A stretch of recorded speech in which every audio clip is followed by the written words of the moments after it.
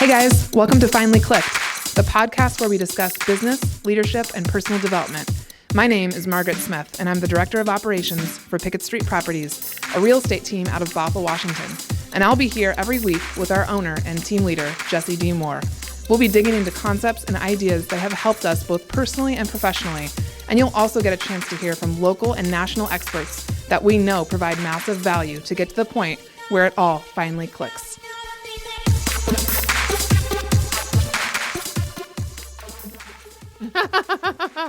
Happy Halloween, finally clickers.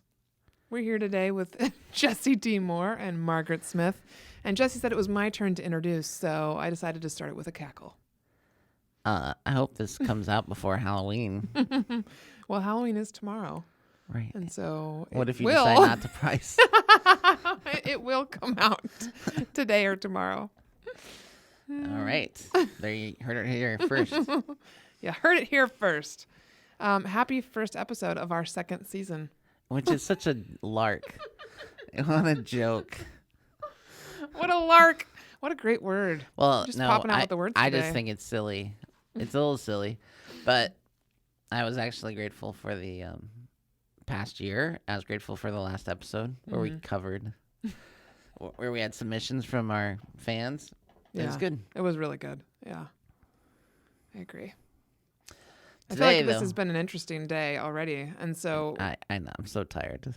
yeah, just got to get you amped up here. Well, it was a long day. It started for me at 5:15 this morning, and my brain doesn't function so well after about 3 o'clock in the afternoon.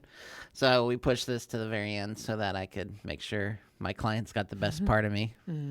And here we are, where I fall into a narcoleptic episode. Which may mean you just hear more from me this episode, I guess. Oh, good. Perhaps so. A moment with Mo. Does that mean you're gonna do what is manners? Manners with Mo. Manners with Margaret. Manners with Margaret. Yes, today we will talk about. There's actually some legit things we could talk about. You know what? Let's just do a little moment here. Yes. Oh, okay. Based on some recent experiences of ours.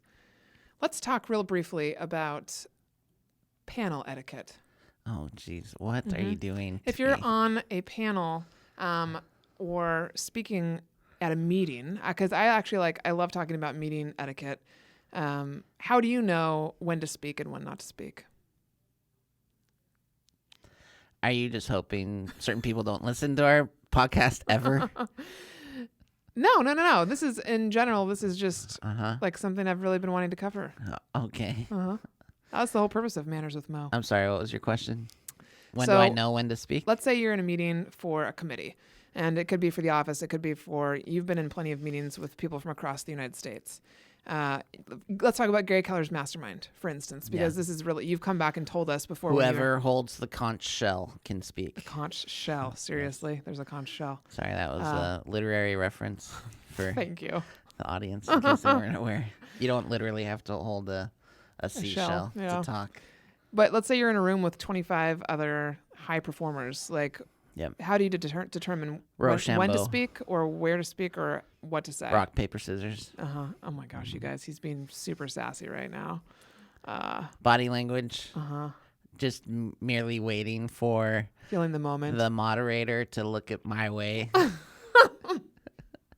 Waiting until my office rival starts to talk and then jumping in. Oh my gosh. I mean, there's lots of ways I know how to speak. I can tell. I guess this is going to have to wait for a mini moment episode to be taken seriously. I take you so seriously. So seriously. I don't know if you're taking me seriously. They're all honest answers. Okay. I'm having a hard time talking today. Like actually talking? We did a commitment interview today. Yeah. Like, didn't you notice how impatient I was and how rushed I was reading to her? Like, I was reading the offer letter and stuff. Not really. You didn't seem, you didn't appear rushed to me. So to her, I don't know what it felt like, but no, not, maybe you felt like Do you live in a constant state of evaluation? Kind of. I mean, I definitely do. Yeah. It's overwhelming sometimes. Oh, I thought you were asking if I was evaluating you constantly. Like, I really try not Kind of. to. I like how you said kind of to that. Absolutely. And I think that kind of has to do with self-awareness. Like when you get into a habit of trying to understand yourself and what you're doing and what you might be missing. I mean, yeah, there's not an hour that goes by where I'm not like, how did that conversation go? Was I listening enough? Did I catch what he meant or she meant? What happened when I walked down the hall? Like, yeah, absolutely. And it is exhausting. Huh. Yeah, I think you're right. It is self-awareness, which goes back to the bumper sticker that was made in my honor that says, self-awareness is a bitch. Yeah. self-awareness is a bitch. Yeah, it is. And it's Because exhausting. before self-awareness, I didn't think this much. No, you didn't think that much. And I think that's why most people don't do it, is they don't want to. And then, but once you do, like you've said before, you can't really avoid it. It's kind of like you turn to switch on your brain. Maybe I revert back to full asshole. Like, I don't see that happening. I mean, you have too much awareness now. It seems like it would be less work. Mm-hmm. But the results would be shitty. Terrible. Yeah. I wouldn't have great quality people around me. No, you wouldn't. Yeah. Yeah. What made you think of that? Just how you felt like you read the letter too quickly? Oh, I'm just always thinking about everything. Yeah. About myself. Like, yeah. the reason it came up is I was telling you that I had a hard time talking today and that I was rushing myself and then I thought about the thought that I had about those things and why I think of that way all the time. Yeah. Yeah. Well, no, despite it being kind of a crazy day and busy, which is hard because I like to have some downtime too to like actually work on stuff. It's been an exciting day. Like I love when we acquire talent and someone who I can see is going to add to our business. So your earrings look like dinner bell diamonds. You know what I'm talking about? Yes. My mom has one of those, I'm pretty sure. So for Ding, those ding, ding, listening, ding, ding. they have triangles, right? But they have diamond ones tue, and that's what they're in your. If I took a little pen or metal something. rod, I could signal the crew that it's time for dinner. Bring us home for dinner. Food's hot. Come on in, you. Did you get any feedback after our anniversary episode? I did get some feedback. You did? A few notes. Oh. Yeah, people liked it. Okay.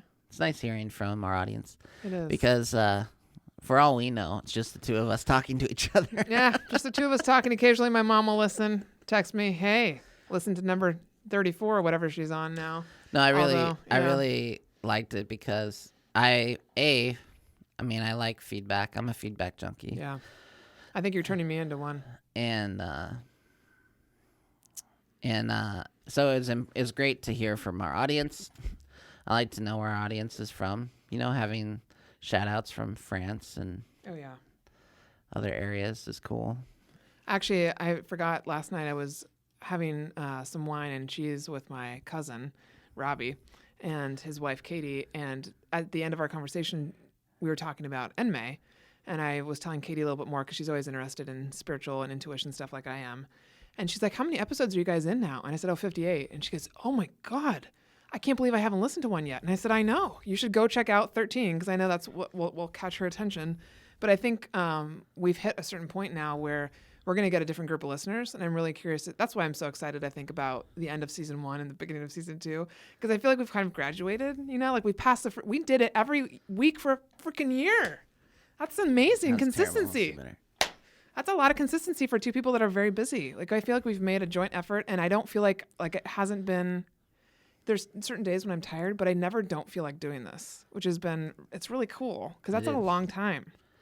It is. It's just everything combined is a lot. You add self-awareness to that and we barely have time. We barely have time to live, be aware of our breathing. But self-awareness is a good segue into what we're talking about today. Mm-hmm. It is. So, I think this would be a good question. I'll ask you this question. Okay. You have a friend. Oh, God. I'm not thinking of someone. Thank you. Okay. Particularly. Okay. But in general, you have a friend. They're struggling.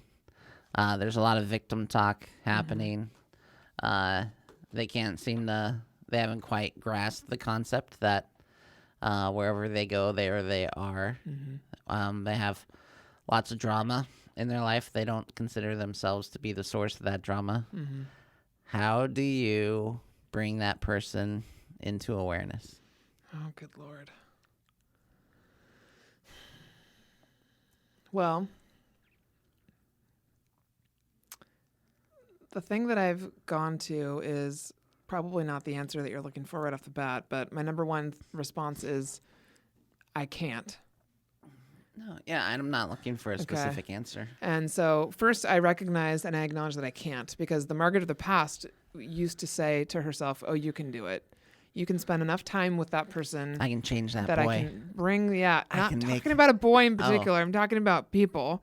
I can bring that person into awareness, but it's not possible. And so what that has changed, how that's changed for me is certain books that we've read that we're probably going to reference that I will now suggest to people, not in direct correlation with the conversation that we've had maybe, but I will pass on a book to them.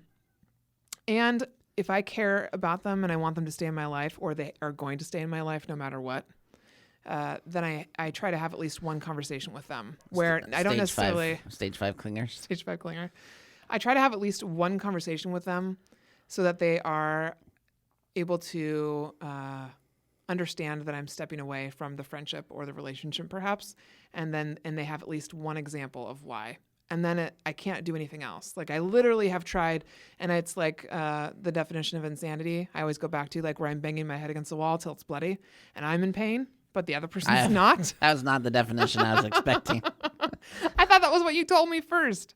But I talk to myself in like third person, but that is what the old Margaret used to do, and it was exhausting. Like I'm walking around with a bloody head, and everybody else is just hunky dory because they're fine. So not only do you talk to yourself in the third person, you talk to yourself in different tenses as well. I do, yeah. The old Margaret, the new Margaret, the future Margaret. Yes. That's amazing. So, I didn't know this about you. Yeah. I'm learning. I mean, but would you agree? I don't think we've talked about this before. We can't bring anybody else into an awareness. So what is our job? What is our... Well, I think you do a really good job. I think it's interesting being around you. I say the word interesting like all the time. That's another thing I realized from this podcast. I think everything's interesting, apparently. But it is interesting how people gravitate to you, women specifically, but not exclusively. So people graduate. See what I'm talking about? They gravitate toward you. And I think it's because you embody this lightness and brightness of being that they want in their life. I think people want joy and happiness in their life. Yeah. I think you do a good job of living in that space. And so I think people are probably more willing to talk to you about self-awareness or about what steps they can take to be more like you. Yeah. So I think that is a tool that you have. I have that tool. I have that tool also in a different way. I mean, I think we occupy different spaces, but like Anise Kavanaugh said it, you're like an invitation. Okay, I love it when you say. It's like Anise Kavanaugh said, "You're a 2-point deer." like it means something. Because I totally agree with what you're saying, and I've been on this journey to figure out why people gravitate, and they gravitate to both of us for reasons. Well, you're freakishly tall, so that's. I stand out in a crowd. Yeah, in a crowd. That if tall you tease your hair, oh god, it's huge. I mean, it's huge. I'm then 6'4" Birds to start 6'5". to make nests in your hair. No, I mean, but you're tall, and so tall people stand out. They period. Do. Yeah. I just totally derail your thought because I started thinking about the guy on the bus who said I had huge calves, and that's what I go back to because it's this story in my head. I used to hate to stick out so much. I really do. Did he go? You have huge calves. I don't love to stick out. So like even me wearing this outfit today. Well, what do you do? Like I don't have a choice. You'd be the worst. Can you imagine if you like hunched over and tried to be small? It would be awful. I would look ridiculous. What? I think, yeah. Anyways, going back to this, when you feel good and energetic and you're like feeling good about yourself, you are an open invitation to just about anybody. Like people, it's like bee to a honey to a bee. We're all backwards today. But I've told you that from the very beginning. Like we have conversations on here all the time about how people say they're intimidated by you. I've never felt that way by you. Like I didn't have a problem approaching you when I was newly working for you. I wanted to do a good job, and as my boss, I was definitely aware of that. But I was not like how other people feel, because it's why you're a good salesperson too. You have a very good way with people, and so but you're right. I can see what you mean about we have different arenas that we play in with that. And when we both decide to turn it on, like really turn it on, like we can, guide and lead a room. So. Yeah. So I think to go back to this whole conversation, what we're trying to talk about, as far as that is a tool for you by you just being you and being authentic. I think that's why I crave authenticity. Yeah. It's a level of self-awareness I don't have to think about. Yeah. That's pretty good. That's a good way to put it. That's pretty good definition for authenticity. You don't have to think about it, because you shouldn't have to think about it. You shouldn't have to filter what you're saying before you say to people certain things. And the reason that's important to me, and and we've talked a lot about it, is that I pretended to be someone I wasn't for a long period of time. Yeah, and that's I did that as well. to conform. Mm-hmm. I did it to not stand out, much like we're talking about. Mm-hmm. Instead of being a 6 foot tall woman, I was. I thought I was too much. For people, and so I had to look for examples around me, and then I had to try to conform to those examples. I feel like this line that you bring up is, so yes, it's about not filtering yourself and truly being yourself and authentic, and at the same time you've always said it doesn't give you the right to be an asshole. Right. And I think that's the line where if I start to have this conversation with someone who maybe is lacking some self-awareness, they don't know where that line is. They're like, oh, you just want me to say whatever I think, and this is right. It's so funny. Yeah. And why is that a catch for them? Oh, because it's permission for them to be an a-hole. The reason they gravitate towards that is they're like, oh, you're telling me I am. You're validating them. You're saying, hey, you get to be you. You get to be authentic. And they're like, oh, well, if I'm to be my authentic self without any impediments or training, I actually had this conversation with someone recently. It's like, if I didn't have any impediments or anything governing my behavior, sure, I would be hard to be around, because we all do the path of least resistance. And my path, and I don't know what to chalk it up to. I have some ideas, nature versus nurture and everything else. But the reality is that it'd be easy for me. It's easier for me to be abrupt and short and blunt and impatient. All of those things are my go-to. That's easy for me. What I have to be aware of is that I have a tendency to be abrasive and blunt and short and direct and impatient. And that can limit my audience, right? And so I don't want to limit my audience. I don't want to limit my opportunities. So that means I have to start to modify my behavior. Now, I don't want to modify it so much I lose my shape. Right? I don't want to lose who I am as a person. No. What I want to do is be able to be myself and have as much opportunity as possible with everyone I come in contact with. Yeah. I think, so that's what I'm struggling with right now is I'm like, what's the best definition? You've defined it a couple different ways, but I just heard a lot of people say recently, oh, isn't it great? She just says what she thinks. And I'm like, it's one thing to say what you think, but it doesn't mean you don't get to, you should still be kind. It doesn't mean you say, oh, that person's a-hole or whatever, because that's just what you think, right? It's yes, I want you to be authentic and I want you to tell me your real feelings, but it doesn't mean I don't go walking around telling everybody what I think about everybody else all the time because. No, never. So I don't know what you call that, but I really have a hard time with people who say they're being authentic, and to me, they're just being rude. Constantly. Right. So, and that's where self-awareness comes in, right? So I think we've talked about this before, but I want to say we talked about it in the episode talking about, did we talk about self-awareness already? Boundaries, authenticity. And boundaries, right? Yeah, and authenticity. That series, yeah. All right, so in that series about self-awareness and boundaries and authenticity, we had this conversation. And we're not repeating that so much as to say that authenticity, I don't think you can get there without being self-aware. Not really. Yes, that's what we talked about, yeah. And you can't have self-awareness without striving to be authentic, I don't think. So What you're talking about is someone who's trying just to not do the work, Yeah. who is aware of how they treat people but Yeah. isn't doing anything to change it. Yeah. So I think it's one thing to be aware of how you are and how you're seen. It's another thing to then Do something about codify that Yeah.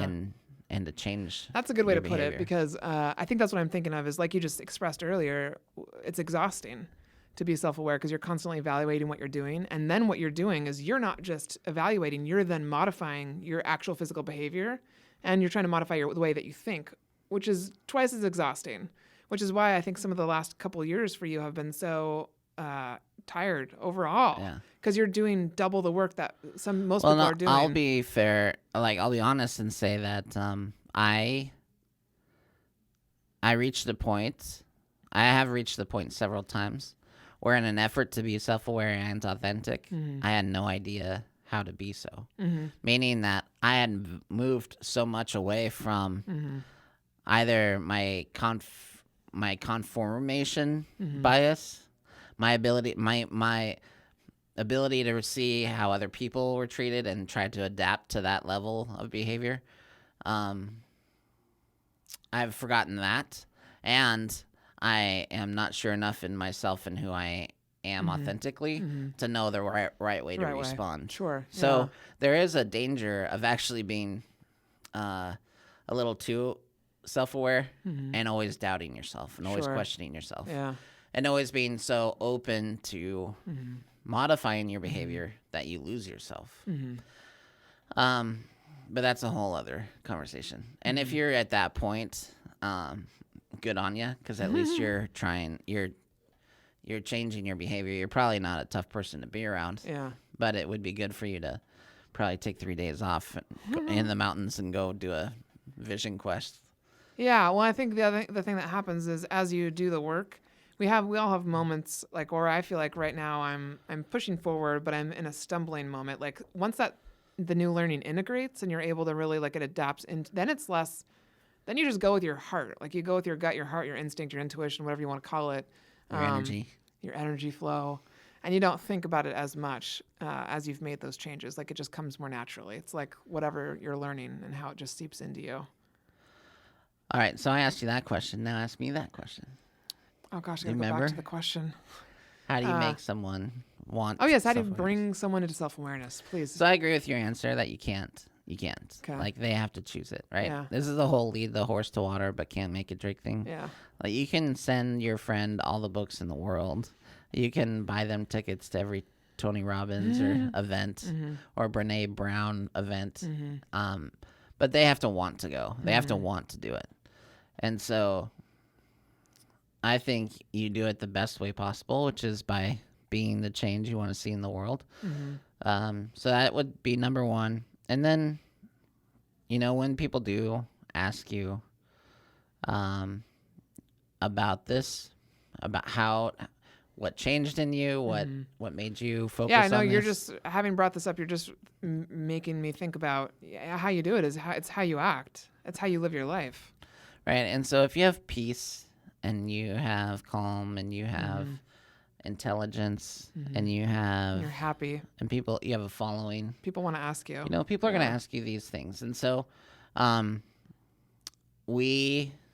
know so in the struggle to find awareness it's not even a struggle. I think it's like something you don't know you're looking for until you find it. Right. And so you are probably listening to this and you might be thinking, man, I'm just unhappy, or why does everyone always say the same thing about me when it's not true, and why is there drama in my life? And eventually we all reach the point of wisdom, I hope, where we go, oh, I'm the common denominator. I'm the one, no matter what, I can't affect, no matter how everyone around me makes me feel, I can't change them. And if I can't change them, then how do I change myself? How do I make sure that I'm in control of this and I am the architect of this situation? And for us, we kind of mandate it in a weird way, where if you join our team, you have to read 2 books. You have to read Fierce Conversations by Susan Scott, episode 3, I think. We interviewed Susan Scott. Look for that episode if you haven't heard it. And the other one is Leadership and Self-Deception by the Arbinger Institute. So today we're going to talk about leadership and self-deception, and this is going to be a little bit of a challenge, I'm going to say, because... It's such a visual... Well, and it's like talking about The Bachelor without announcing who the Bachelor is. You know, like... Well, I mean, because there's a very simple concept in this book that I want to share, but at the same time, I don't want to share it because it's the power. That's the power of the book. Oh. And I don't want people to think so this is going to be a tease. They don't have to read it. It's just as a tease to get them to read it. You know what I mean? Yeah, I know. I get you. Yeah. So we've talked ad nauseum about Fierce Conversations. If you haven't read it, go get it. And this book, I'm going to tell you to go get too, because everyone that's read this book has always been powerfully impacted. I don't know anyone who read it and it was like, it was all right. Didn't really do it for me. Everyone that I know that's read this book has had a profound impact on them. Yeah, yeah. Well, I can say going through it as a team for the second time now, or however many times we've been through it, reading it most recently with them brought new insights to me, and I forgot how much I loved it.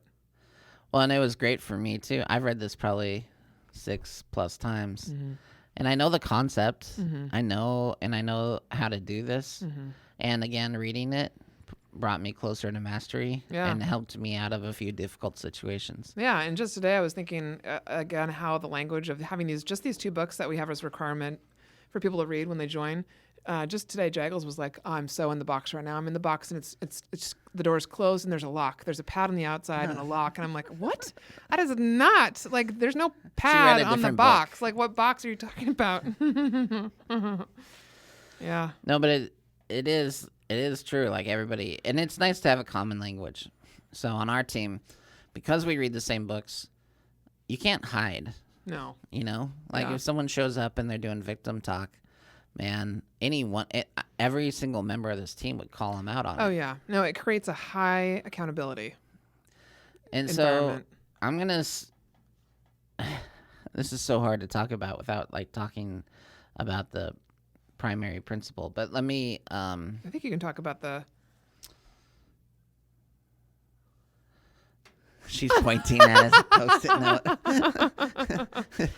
I mean, I don't know how much Jesse does and does not want to reveal to you, because I was going to talk about the general concept, but if we want to... Well, we can talk about being in the box, but I want them to discover how to get out of the box. Oh, okay. So. All right. So, and I want a little rant about business books. Yeah. So business books, as an English major, business books can be terrifying and terrible to read. Oh, yeah. It's usually a simple thought or idea that could be summarized in 50 pages or less that is stretched to 250 pages and a sequel. Our desire to monetize every single thought and idea when there is nothing new under the sun can make reading for self-awareness challenging. That is not the case with this book. If you own a business and you want to invest in your people and you want to see dramatic change in a short period of time, buy this book for your people. Yes. We just read it as a team because we have a lot of new team members. We have just added our 4th new team member this year. Actually, yeah, this year. Oh my gosh, that's crazy. And so with 4 new team members, we wanted to make sure, again, that we could hold everybody accountable. So we just went through this book as a team, and it's so fun to see new people reading this book and the impact it has on them. Well, and especially when you get one of them the book in large print size and then they get to share. I know, Margaret, I don't know what happened, but I don't know. How did you do this? I don't know. All I can say is Amazon made it look real easy, and I clicked yes. So Margaret ordered this book for a new team member. Yeah. And it was the large print edition, and it was ridiculous. It was like But this is like one of those books where it actually makes sense to have the large print. I know, but then you ordered me a book as a gift. I know. And it was also in large print. I know. That's a weird gift, Margaret. That's a really weird gift, yeah. Yeah. It's like, you need to be self-aware. It's good. It's screaming at you. All right, so let's kind of jump in. Oh, and I do want to mention this. The Arbinger Institute is a business consulting group and comprised of lots of people, but specifically a Jewish man and a Muslim man. And I love to just kind of lead with that because if these two people can work together and work together on a book that has powerful information and data inside of it, then if it can transcend hundreds of years, thousands of years of violent discourse, then maybe it's worth reading.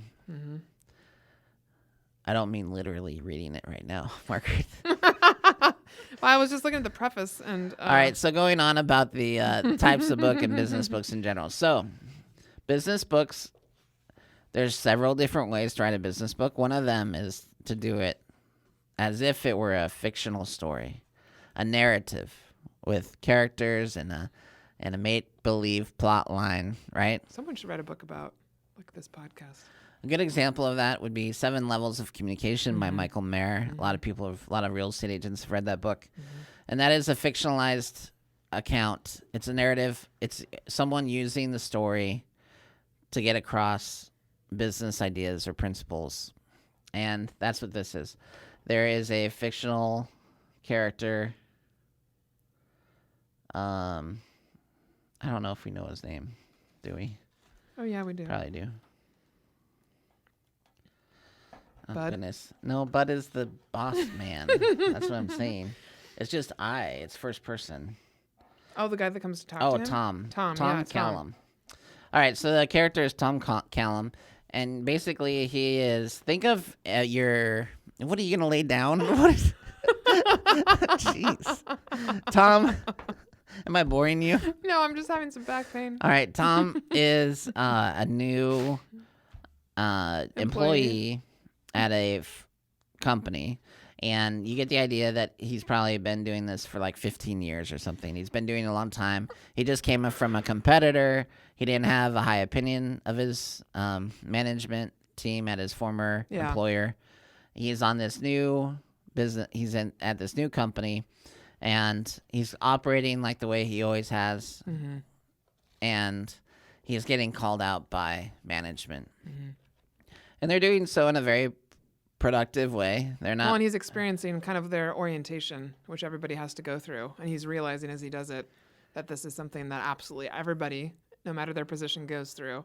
It's such a great way to start a book like this. It's not at all what I expected when I first read it. Yeah, and so it'd be like if you're watching a movie preview, it'd be Paul Rudd in a cubicle, and he would be frazzled, and his hair would be unkempt, and he probably hadn't shaved for 3 days. Yeah. And he has a bad attitude. He's probably eaten from the vending machine for 5 days in a row. The company coffee is not working. The assistant, when they drop off his mail, he yells at them. And so they're depicting in Tom someone who is burnt out, feels probably better qualified at his job than those around him, and is very self-reliant.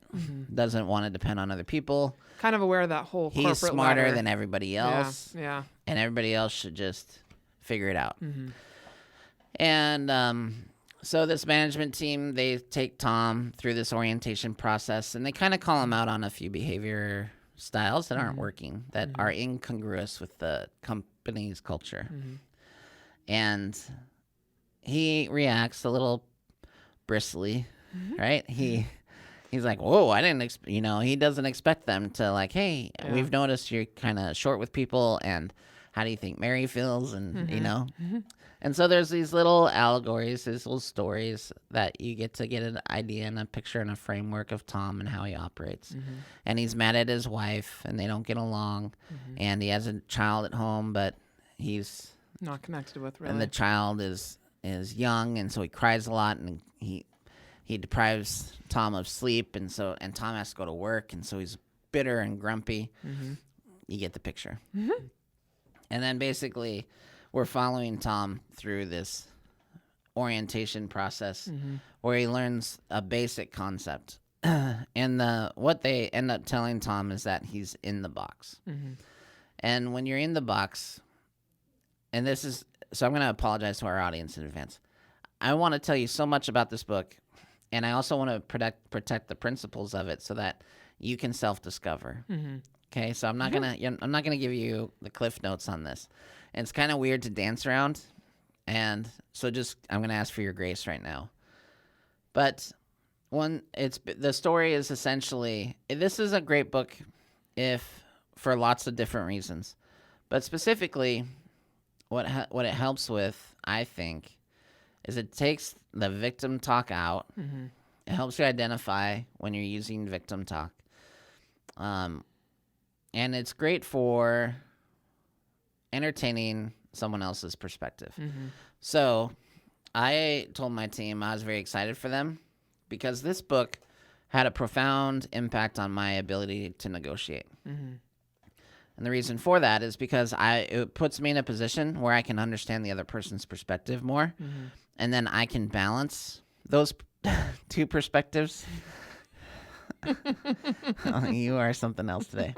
I'm going to share with everybody what you're doing. There's two perspectives. It helps you balance those two perspectives and then rank them based on logic or based on hierarchy of needs, which perspective is better. And it allows you to break those perspectives down so then you can articulate to that person why your perspective is better or more nuanced or whatever the case may be. So it helps with negotiating, but more than anything, this is just a powerful, powerful book that helps you identify. It helps you get past ourselves. We get in our own way all the time. I think I'm just running the show from here on in. Margaret is looking at her thumb.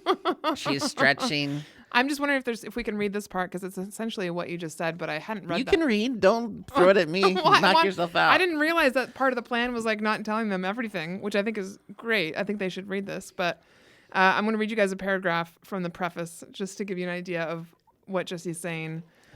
So it says, to give you an idea of what's at stake, consider the following analogy. An infant is learning how to crawl. She begins by pushing herself backward around the house. Backing herself around, she gets lodged beneath the furniture. There she thrashes about, crying and banging her little head against the sides and undersides of the pieces. She is stuck and hates it. So she does the only thing she can think of to get herself out. She pushes even harder, which only worsens her problem. She's more stuck than ever. If this infant could slow talk... down there. Gee, we need Christmas. I'm quick. If this infant could talk, she would blame the furniture for her troubles. After all, she's doing everything she can think of. The problem couldn't be hers.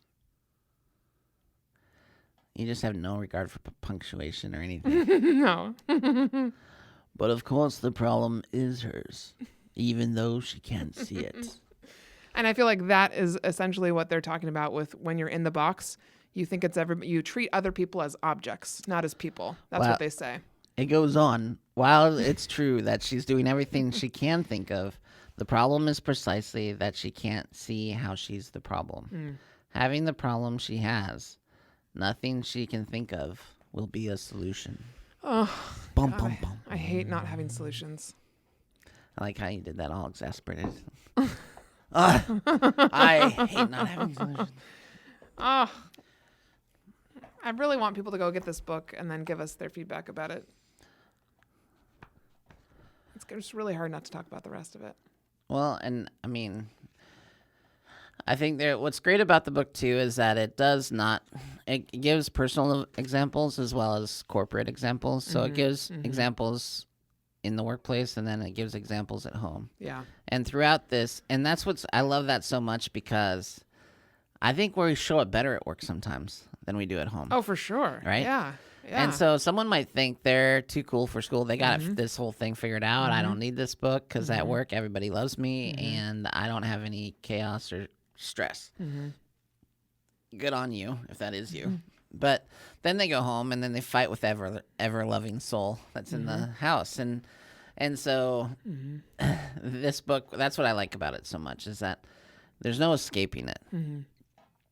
Everyone does this. And that's the thing I want you to know.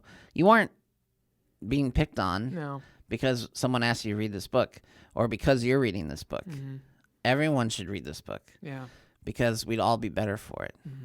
Well, I think that's what I love about what we read in general is I truly believe and I've come to understand that nothing in my professional life is going to increase or improve until I improve my personal life first, actually. And so as much as people want to avoid it, and as much as I've been told that we play in like I think I've mentioned this before in the podcast, that I've had a conversation with my roommate because he's in social work and very corporate world. And he's like, do you think this is how, I mean, it seems like you guys have a lot of gray area. Like you guys go into a lot of personal stuff with the people that you work for. And I told him, I said, I think this is actually how it's supposed to be. I think this is ideally what a work environment should look like. The fact of the matter is most people don't want to do the hard work. Most people don't want to talk to their employees if they're depressed and sad and not doing well. And by doing that, ultimately someone's going to fail. And it just, I don't know. I think this is where it all begins. And if we really truly believe in people and we want to actually improve people's lives, I think this is what more people should be doing in the workplace, because we give so much, like you said. People tend to give more in the workplace because they want to keep their job. That's where they make their money. And then they go home and they give their worst to the people who love them unconditionally. And I'm at fault for it. There's been days when I've gone, if I go to hang out with my parents, sometimes I'm so exhausted after the day, after I've given so much, that I say to them, I'm so sorry. I don't know that I can, I feel bad that I can't give you 100% when I just gave these people that I'm not even related to 110%. Yeah, but I mean, I think, so I have a few thoughts there. One is, I pulled some stats today, and it was super interesting. I felt this way, and I've been preaching it for years, and I haven't looked at the numbers until now. But if you sold real estate in 2009 versus now in 2019, there was 71% more homes to sell 10 years ago. That's insane. That's a lot. Yeah. That's a giant number. Yeah. I mean, that's the difference. And I'm like, oh, well, duh. Like here, I'm very critical of myself. I'm very critical as the leader of our numbers and everything else. Yeah. And here's the reality. I perform with the market extremely well. Yeah. At a high level, extremely well. So I outperform most agents, but I follow the market. So if the market's up, I'm up. Yeah. If the market's down, we're down. And I'd like to be better than that. And so I analyzed our numbers, and I saw that units sold has gone down 71%, which matches our business like almost perfectly. Yeah. Now, I want to be smarter than that. Yeah. I want to get my unfair share. I don't want to rise and fall with the market. I want a more stable business than that. And the reality is that, where was I going? Oh, so I could be upset with myself about our numbers. And then when I pull the numbers, I see that we're following the market. I'm like, oh, it is harder to sell a home. It's harder to sell more homes in our market. And it's interesting because it answers a lot of questions I have about some of our competition that have taken other jobs or done other things. Or there's not enough sides per agent in this county. And there's a lot of reasons for that that I could go into, but we're not talking about that. So my point is that while our sales are down, they're down because it's following the market. There's just less homes available. Now, I can fix that by adding more people. And we have the best foundation for that because we have highly aware people that don't leave. We have a highly loyal, highly aware team. And because we have this, I feel like we have a better foundation, and we're going to, when the market does change, we're going to be in a better position than everybody else. So when you talk to your roommate and he complains or has a thought about how close we are or what we should do, the reality is that we don't live in a vacuum. We don't work in a vacuum. People that work for me are going to have good days and bad days and sad days and joyous days and sick days and weird days and wedding days. And you know what I mean? These are people, and we have to treat them as such. And the work's not the most important thing. It's not more important than family. Even Keller Williams is God family business, right? So it's not more important than family. And there's times where work takes a back seat to family or to personal life or whatever. Now, it can't work that way all the time, or we don't have a business. But to answer Dan, who works in one of the worst environments ever, social work, right? I just want to create a safe place that people like going to. Yeah. And we have that. Yeah. Even if we don't have the sales, like this high amount of sales right now, the fact is people like coming to work here. And they don't mind leaving their house and coming in. And even if they're unhappy with certain aspects of their life, they're happy to come to work and they're happy to be around us. And it's because of the culture here. And it's because of we read books like this and we hold people accountable to it. Well, and I think that's what's kind of hard to explain, and it's remarkable at the same time, because when I have thought about different ways to explain my life to people that I'm just meeting, I often tell them that I've discovered an integration is how I like just try to describe it to them, because people are like, well, how much do you work? And I'm like, honestly, I don't know, because I don't track it. Like, work and my life are integrated in such a way that my mission for my personal life absolutely matches my mission at work. And so when I'm teaching, talking, working with the team, talking about real estate, any of that stuff, it's all in line with what I want to accomplish in my overall life. And so what people talk about in books and what people talk in podcasts and all those things about finding what you love, that's truly what I've been able to do. And so I think it's just interesting that there's such a disbelief around that. And so I love talking about books on the podcast, because I think it's been something that's absolutely helped me kind of figure out how to explain to people. So when I talk to Dan, he and I have very great conversations about this, and he totally gets it. He just has never experienced it before, because in the other industries and in other places, other companies, people don't work that hard on this stuff. You know, and to be fair to any past members that might be listening, and to anyone that was around the first 5 to 6 years of our team, I want to be fair and say that we didn't do it right all the time. Like, well, no, that's part of the life's journey. Like, we did all this stuff, and we were highly personal. Yeah. And maybe too personal at times, and even like too fun at times. Like, we used to drink quite a bit of wine in our offices because we were working late for auction properties and for distressed properties.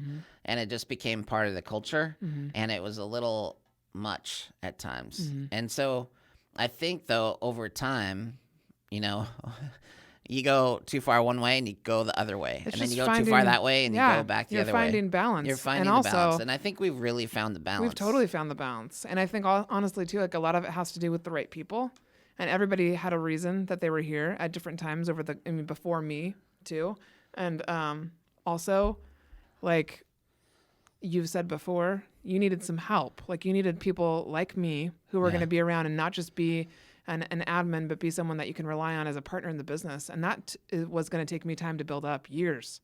So I don't fault us for anything of that, but I agree with you. I understand, like, there's probably people in the beginning that would have felt like we were too much in one spot. And we probably were. But and sure. That's my point. I'm still too much in a lot of areas, but, you know, it's all part of the journey. Well, I'll tell you the other thing I'm excited about, and today's an example of that. We're attracting people again. For sure. Like, high-level talent. Yeah. Like, people are paying attention, and they're like, well, it's pretty hard not to. Because they're choosing us over our competitors, and even when the numbers are better.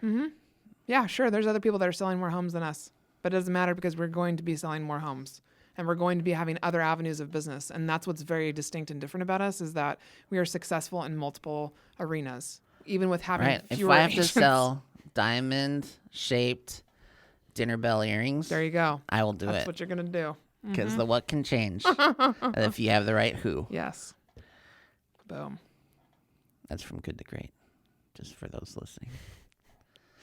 All right. See, what a weird conversation. I have a book that you can't talk about like the whole. I feel like it's like we just dipped a toe in. It's like the Avengers. Like I can tell you what happened right up until a point, and then I have to drop off Just and let be it like, go. you have to read it. Mm-hmm. Mm-hmm. Plus, we have to go because you're falling apart. Apparently. You're melting down. You're like stretching and looking at your thumb. I know. You're trying to lay on the table. I don't know what's happening. No, I agree with you. Like doing podcasts in the morning is probably my favorite. In the morning? Yeah. That's not your favorite. Is it your favorite? Like 11 a.m. Too early. I want to do like 1:30, especially if we have a glass of wine or a whiskey. I mean, I'll do that at 11. I feel a little too. guilty having one at like 11 o'clock in the Really? morning. Yeah. Oh. Well, it kills productivity. I'm not doing that anymore as much, for sure. Well, I like to be productive, you know? Mm-hmm. Now that I'm... I mean, after lunchtime, well, I mean, that's why they talk about the one thing time being in the morning, because honestly, anything I have to do that's going to take a lot of brain power, I do between the hours of like 7:30 and 11. After that, for sure. It's just people stuff because I don't have capacity. Obviously, you're witnessing right now. This is my capacity. I can do things that I know how to do already, but I can't develop anything new right here. This is as good as it gets. I just saw that as like a headline on your resume. I can do things. I can do things. I do things. I do before stuff. 1 p.m. I do stuff. Big sigh. Jeez, Margaret, seriously, like, are you going to... I feel like you're going to just dissolve into a puddle of goo Yeah, here. I might.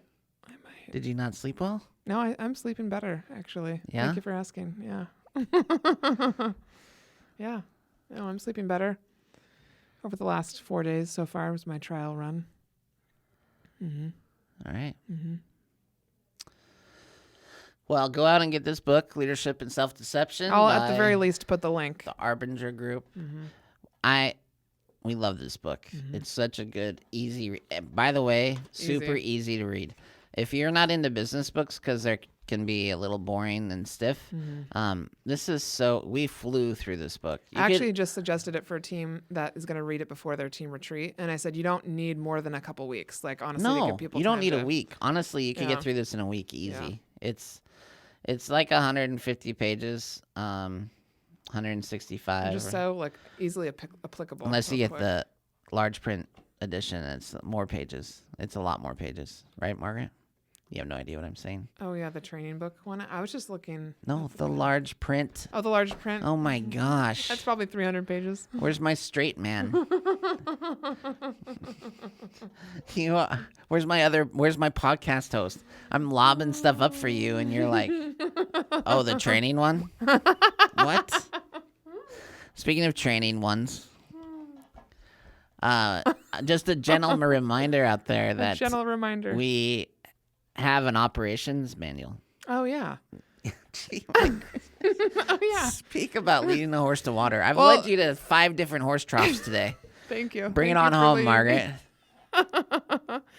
This has come up recently because I don't openly talk about it very often, but I've mentioned it in a couple of my last classes, and bringing it up again because people are looking for an operations manual for their real estate teams. And so you can be a team of 2, you could be a team of 10, you could be a team of 25. And basically what I've built over the last 7 years is a foundation for you to take and then integrate your company information into it. And so it's in Evernote, which is been like probably one of the best things I can say that I've built for Pickett Street because it's applicable across PCs, Macs, doesn't matter what you have. And the agents that join our team now refer to it as the Bible, which if I can get an agent or a salesperson to love a process or a system, I consider it a success. And so this has been one of those things that I don't imagine ever going away because when it's the foundation of our business, people come in and they train and they learn off of it. And so it's broken up into departments.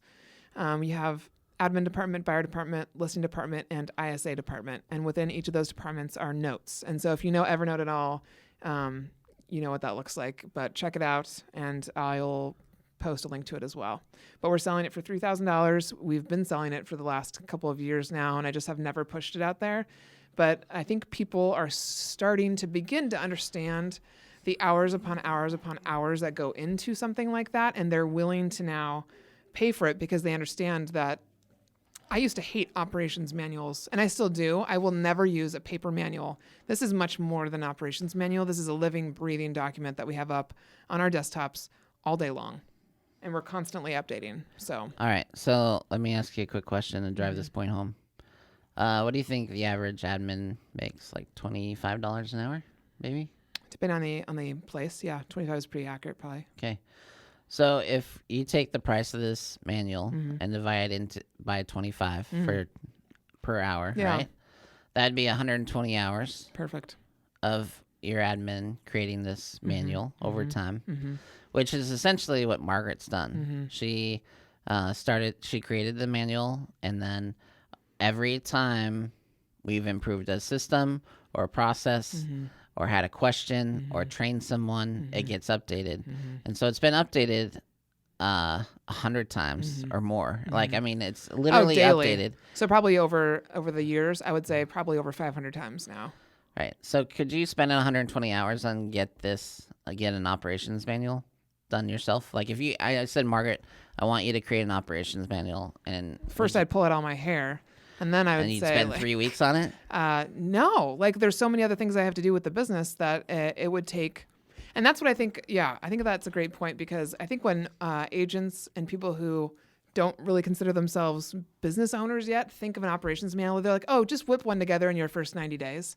All they think of is that, like, literally that's me going to Google, copying and pasting an employee manual and plopping it in. And no, it's literally an operations manual should be every single process. And so that if I left or something happened to me, someone could pick up the pace and look in our operations manual and say, this is how Margaret did a movie night. This is how Right. Margaret booked a flight for someone. This is And- how. So it's literally, it reflects the quote that I've posted a couple times recently, which is, you're not paying me for the 20 minutes you want to talk to me and pick my brain. You're paying me for the 10 years. And so this is you guys, you're paying me for the 7 years that Margaret has devoted to working on this piece of art. Well, let me explain it a different way, since I'm a rainmaker, and Yes. rainmakers will be paying for this probably. Sure. Not only will it help your administrative staff, it will absolutely. They'll be the ones using it the most. And I want to stress how important that is. So if you've ever, I'm sure this has happened to you if you're listening, and you have people, you have staff, you have employees. Imagine that first assistant that you hired and trained so well, and after 12 months they left you, and now you're defeated because you have to do it all over again. If this manual is in place, you've just cut your workload down tremendously. Yeah. And this isn't just admin and staff. This is for salespeople too. So one of my favorite positions is a listing coordinator. That's a licensed real estate agent who doesn't procure new business, but they service the business I get, right? So I'll go do the appointment, and once they say, yes, we want to work with you, then the listing coordinator takes over. Well, I have to train that person. And there's a lot of training involved in putting a new listing on, in setting an expectation with the sellers, and how to write the marketing remarks, and how to sequence the photos. All of this stuff is in the manual. And so this isn't just for your administrative staff. This is for your sales team. No, we have as scripts well. in there. We have email templates. We have like additional items. And you just prompted me to remember that there was a new admin that started for an agent who purchased this manual about 3 years ago. And she started, and I think he forgot to show it to her. And so about 6 months into it, she found it. And she texted me and she said, oh my God, I wish I'd had this the first day I started. Because part of what you're paying for with this manual is not just the content, because there are a lot of admin that are very good task managers. They can go through, they can knock tasks out, you can give them a list of 120 things, and you know, by golly, they're going to get that done by the end of the week. But part of what I'm particularly good at, I've realized, is organizational, I don't know how to phrase it. I can look at a business and I can organize it in such a way that it's very accessible. And so you're not just paying for the content here, you're paying for literally how I have laid out the foundation of any information that we store. So a lot of people don't think like I do in terms of like how you organize categories and any piece that makes up our business. It's reflected in the manual, and it's reflected in Dropbox. And so I think people get stuck on, well, my admin could just whip this up. And sure, they could throw things into a manual, but not everybody thinks as much of a process as I do, if that makes sense. So No, I've just for real. realized how valuable that is, because when I walk into other businesses, they may have lots of tasks and things that they're doing, but they haven't set up the way that things are organized from a foundational perspective. So, Well, and to bring it home for our listeners, Sarah Trotsky, when she left and Jagels came in, like, she has the manual to work off of. If you're on the phone or on a webinar or who knows, gallivanting or across the country, she doesn't have to bug you because she has the manual to and there's work been a off couple of. times where she's texted me and said, where do I find this? And then 5 minutes later, never mind, found it. Yeah. And so she's learning to lean on it. But it's been unbelievably helpful. So All right. So if you're interested in the operations manual, it's $3,000, and it'd be a good time to get it because if you're slower in the fourth quarter, it gives your administrative team time to get it up and running. And I offer a half an hour tutorial at the very beginning. So I upload it for you into whatever email you want. And then I will spend a half an hour on the phone with you and your admin and just give you a tour of it. And how do they reach out to inquire about Just it? email Margaret at PickettStreet.com. That's Pickett, 2 T's, 2 T's. street spelled out.com. All right, Margaret. Well, we better get you out of here before you disintegrate. I know. No, Fall I'm apart just into fine. 1,000 I'm okay. pieces. You're kind of not okay, but that's all right. All right, we look forward to hearing everyone's thoughts on leadership and self-deception. Go read it and then tell us what you think. Yes, tell us how please. it's impacted your life, your work. Yeah, post about it on social media and tag us, please. I keep an eye out for all that stuff. So See you next time.